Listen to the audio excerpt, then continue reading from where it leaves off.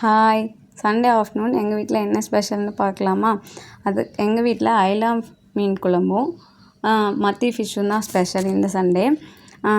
அதுக்காக ஃபர்ஸ்ட் வந்துட்டு ஒரு லெமன் சைஸ் புளியை வந்துட்டு ஊற வச்சுக்கிறேன்.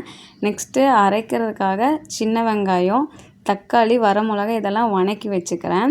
வணக்கி அரைச்சி வச்சுக்கிறேன் சூடாறினதுக்கப்புறம். நெக்ஸ்ட்டு வந்துட்டு ஒரு மீன் குழம்புனாலே மண் சட்டியில் தான் வச்சா சூப்பராக இருக்கும் டேஸ்ட்டு.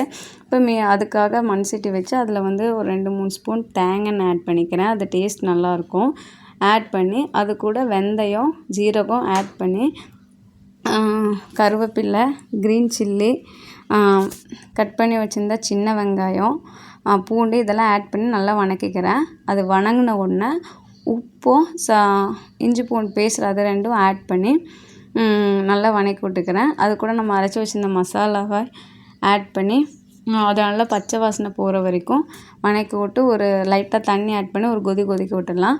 அது கூட நான் வறுத்து வச்சுருந்த தேங்காய், அது கூட ஜீரகமும் சோம்பு போட்டு வறுத்து வச்சுருந்தேன், அதையும் அரைச்சி ஊற்றிக்கலாம். அதையும் ஒரு கொதிக்க விட்டுக்கலாம்.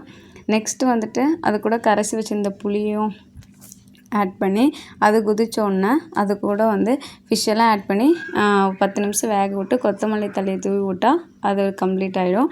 நெக்ஸ்ட் வந்து சைட் பை சைட் நான் வந்துட்டு கடாயில் ஆயில் விட்டு மத்தி ஃபிஷ்ஷையும் பொரித்து எடுத்துக்கிறேன். இதுக்கே டைம் 2 ஆச்சு. வச்சு சாப்பிட்டா டேஸ்ட் சூப்பராக இருந்துச்சு.